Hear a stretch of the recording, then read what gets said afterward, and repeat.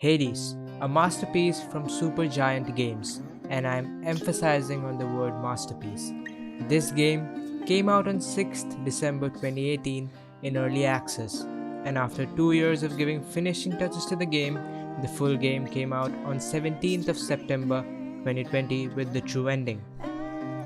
Now, the year 2020 was not a good year for us, but for gaming, it has been a revolutionary year. With the huge success of games like Fall Guys and Among Us, it is clear that graphics play a minimal role in the success of a game. A game without having outstanding graphics like Apex Legends can be a massive hit. Now, coming back to Hades, some people claim that this game is the game of the year. Is it really worthy of that title? Whether it is worth playing, I'll give you guys a brief explanation of how the game feels like. Let's get started. Note, in this video, I will not be talking about the story to avoid spoilers.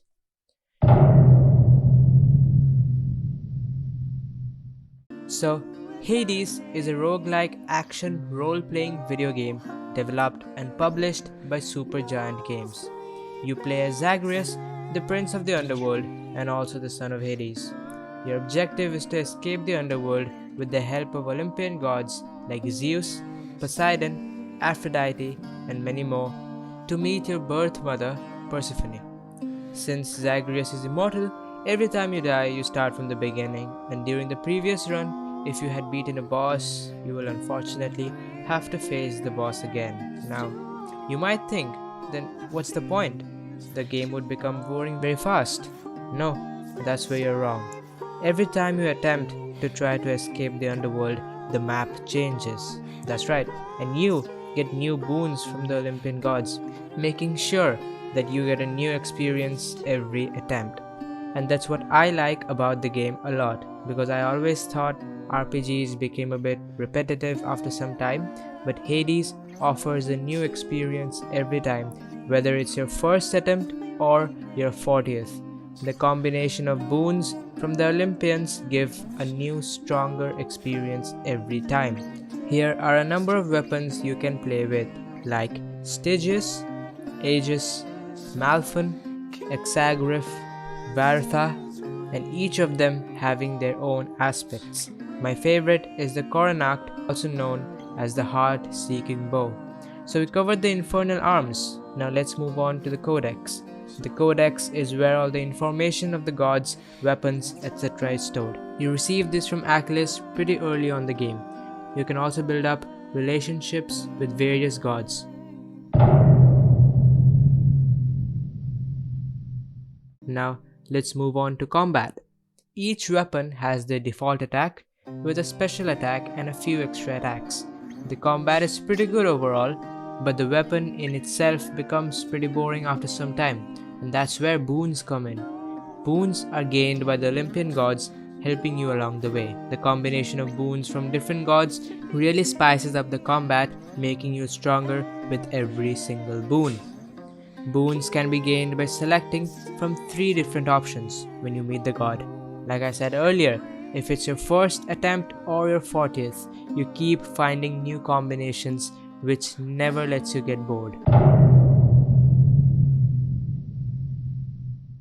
Now, let's talk length and price. I have not yet completed the game, but from what I have heard, the game is around 35 to 50 hour game, and I'm only talking about the main storyline. An article from IGN says, I rolled credits on Hades at approximately 48 hours, and I'm still met with new storylines, challenges, and side stories to tackle. And a peek at the achievement list teases an epilogue I've yet to discover how to unlock. So, according to length, it's definitely worth your $25. The voice acting is just phenomenal. The cast features talents like Logan Cunningham, Darren Korb, who also happens to be the composer for the game, Courtney Vines, and more. I really don't know what to say about the voice acting. I'll put up some examples for you on the screen. It's just fabulous. Poseidon sought you out already, My boastful brother gets on with Lord Hades even worse than I. So let me put a little spark into his storms for you. A mortal's life is short and fraught with pain. Is that truly the life you yearn for, boy? Hello, Tisiphone.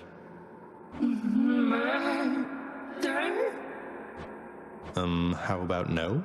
No murder. No murder!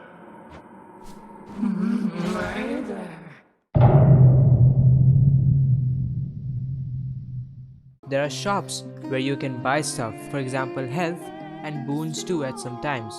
Before entering a chamber, you are already given the knowledge of what you are going to gain as a reward after thrashing the foes. You gain abilities from the Mirror of Night like Death Defiance.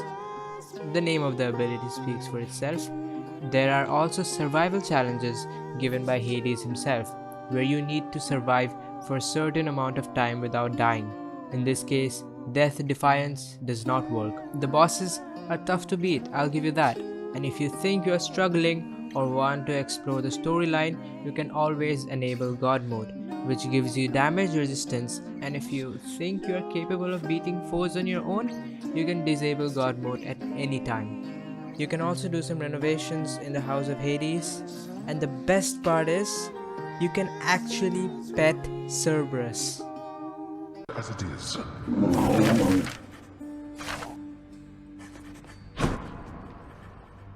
Who's the best three-headed boy? Please.